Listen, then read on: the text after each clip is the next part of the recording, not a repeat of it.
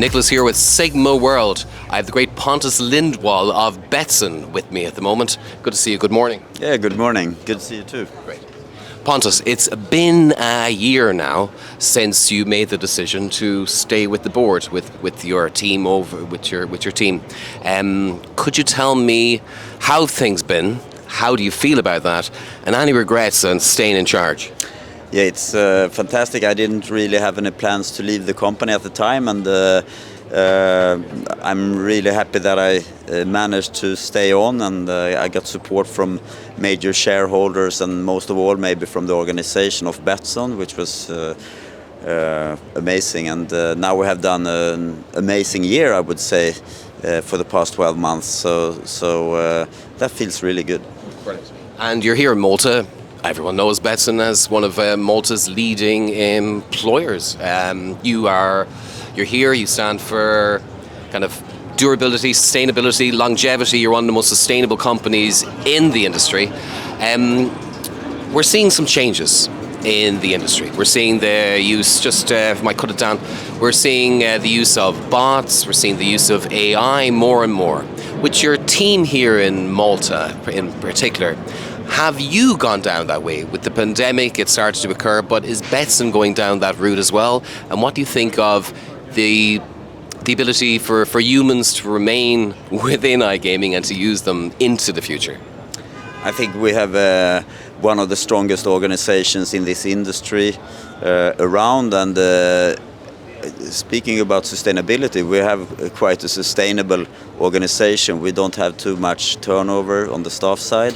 Very good career possibilities within the company, and I think we do a lot of good stuff right now, so we're set up in a very good way for the time being. Excellent. And these are your Betssonites. What does it mean to be a Betssonite in your mind? What is a Betssonite? That's a very good question, because that's the most important question ever.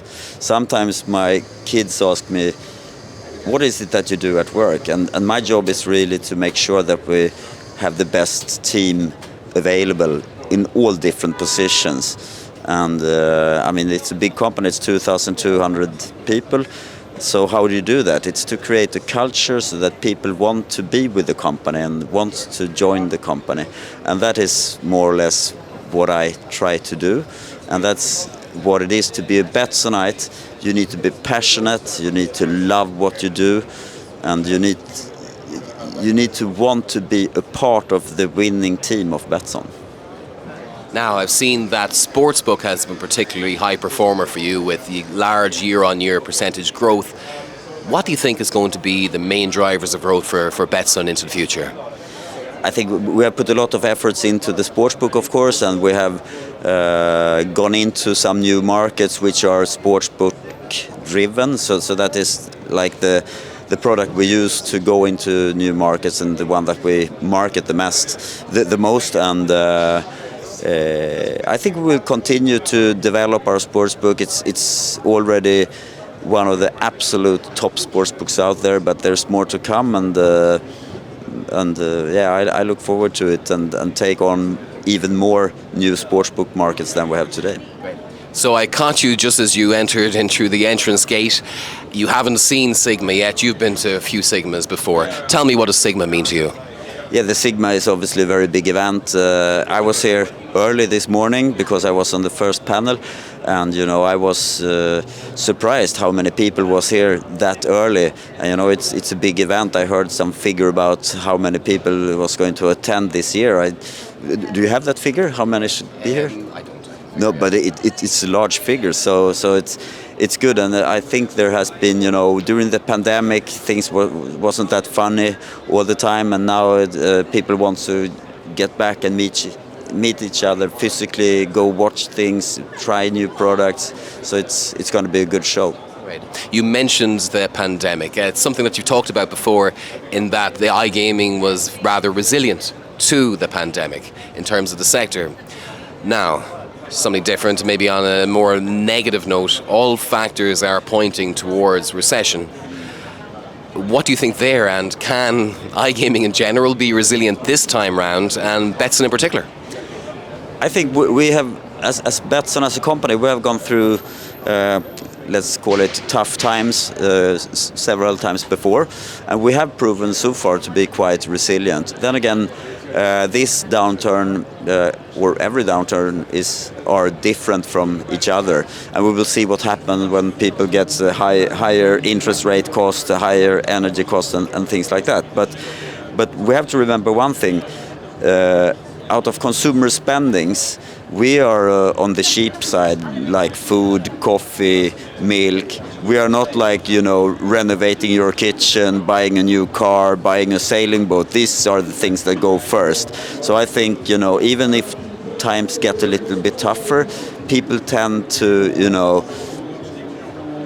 preserve the ability to have some fun and do some gaming. Most 99% gamble for very small amounts of money, so they can still afford it even if times get a little bit tougher. Well, I'm just going to double check the quote here. It was... Okay, the audience, they come for excitement, they come for entertainment, and they come to win every once in a while. Yeah. It brought me onto the idea of risk. And I think that risk is something that you have thought about as a subject matter. Can you talk to me about your thoughts on risk? Thoughts on, risk is such a broad question in our industry right now. And in our company, we analyze all kinds of risks that we have. Obviously, we're in the gaming industry, and people come to gamble for excitement. Over time, the gaming companies win from its clients. Otherwise, it wouldn't work out. And I think most customers understand that and appreciate that. So that, I would say, is not a big risk as such anymore. It used to be a bigger risk when we were a really, really small company. Then, one single player could have a big impact on, let's say, a monthly result. But that doesn't happen anymore. Talking of risk, you are an avid cyclist. Something on Malta, it is a rather risky endeavour to be a cyclist. As the main employer on Malta, I'd like to ask you a question. Have you ever considered, making cycling a part of the corporate culture?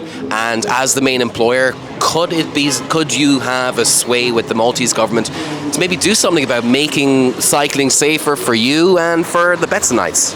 Yeah, I don't cycle too often here on Malta. It's not. I come here. I'm usually very busy all the time, and I don't want to push cycling to the whole organization. I think everybody has their own interests, and they can work with them within the company as long as they do something which is exercise. I think it's good. But if we could ask for something, yeah. There are plenty of cyclists here in Malta, and if there could be, a little bit more safer places to ride without getting hit by a car, that would be appreciated. Fantastic. And just continuing on the Malta idea, you located here for many reasons. Do you want to talk about a few of them? Yeah, I came here December 2004, and I immediately decided that this is where Betsson going to be. And we moved here at the time. It was a regulatory framework, and the access to the gaming authority was good. So we decided, differently from many other companies, we decided that we want to have our operations here. We want to be here for real. And I think that was a good decision. We've been here since that time, and now we are one of the largest companies on the island, I think. So that's good. We're going to remain. Mr. Lindwall, thank you very much for your time today. Nicholas from Sigma World signing out.